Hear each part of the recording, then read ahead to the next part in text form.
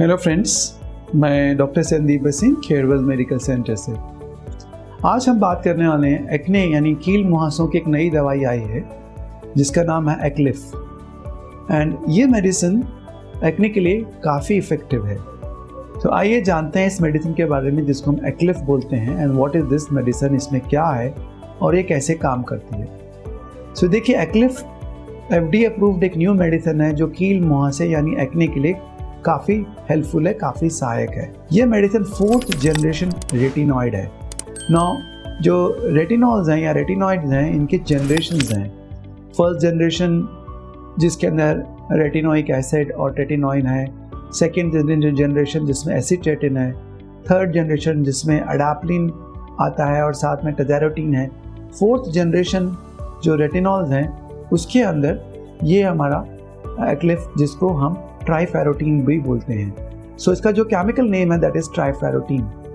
Now ये retinols कैसे काम करते हैं? बेसिकली ये हमारे स्किन के अंदर जो आउटर कवरिंग के सेल्स इनको केराटिनोसाइट बोलते हैं उसके ऊपर काम करते हैं, उसके डिफ्रेंसिएशन को इम्प्रूव करते हैं, साथ में ही सीबम प्रोडक्शन को एक्ने के अंदर कम करते हैं। वैसे तो रेटिनॉल्स काफ़ी समय से इस्तेमाल किए जा रहे हैं एक्ने के लिए।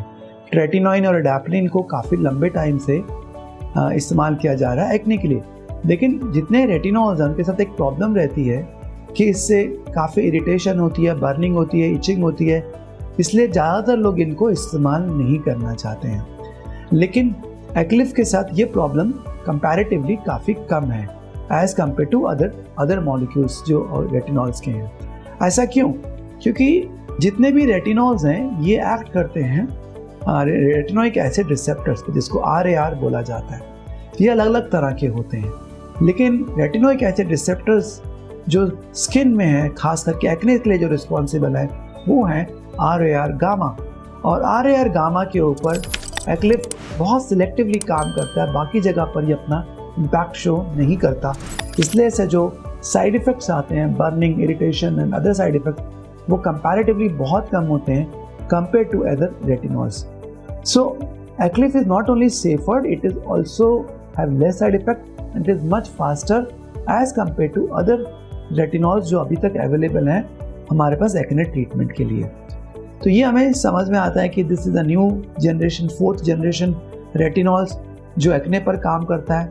दूसरा, ये जो है 9 साल से ऊपर की उम्र में कहीं पे भी इस्तेमाल किया जा सकता है, except for pregnancy and breast feeding. उसको छोड़ के अबव 9 ईयर आने से कहीं पे भी इस्तेमाल कर सकते हैं फॉर एक्ने। और दिन में एक ही बार लगाने की ज़रूरत है, इसको 2 बार यूज़ करने का ज़रूरत नहीं है। ये दोनों फेस के एक्ने और ट्रंकल यानी बॉडी का जो कील मुहासे हमारी बॉडी में भी हो सकते हैं, ज़रूरी नहीं कि हमारे फेस में हो। तो facial acne and truncal acne दोनों के लिए इक्वली इफेक्टिव है। इनफैक्ट ये पाया गया कि ट्रंकल एक्ने में ये ज़्यादा इफेक्टिव है as compare to the facial acne. Secondly, acne lesions 2 तरह के हो सकते हैं, इन्फ्लेमेटरी और नॉन इन्फ्लेमेटरी। और ये पाया गया कि एक्लिफ दोनों में ही काम करता है, इन्फ्लेमेटरी में भी और नॉन इन्फ्लेमेटरी में। दोनों लीजन्स को ठीक करने में काफ़ी हेल्पफुल है। ये क्या एविडेंसेस है हमारे पास कि एक दवाई काम करती है? तो इसको एक तो FDA अप्रूव्ड है और इसके ऊपर कुछ रैंडमाइज कंट्रोल ट्रायल्स हुए हैं जिसमें पाया गया कि एक्ने के लिए काफ़ी इफेक्टिव है। तो एक रैंडमाइज कंट्रोल ट्रायल हुआ था जिसमें 2420 पेशेंट्स, 2420 पेशेंट के ऊपर ट्रायल किया गया। ये 12 हफ्ते का ट्रायल था, 12 वीक्स का ट्रायल था। इस 12 वीक्स में क्या पाया गया कि जो एक्ने है, फेशियल एक्ने, वो करीब 26% कम हो गया और जो ट्रंकल एक्ने है वो करीब 37-38% कम हो गया।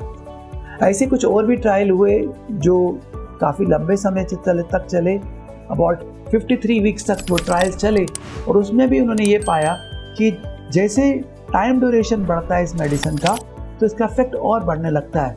वहाँ ये देखा गया है कि फेस एंड ट्रंकल एक्ने में ये 65 से 66% पेशेंट्स में अपना रिजल्ट शो करता है, एक अच्छा रिजल्ट शो करता है अगर हम इसको एक लंबे टाइम तक यानी 1 साल से ऊपर इस्तेमाल करते हैं तो।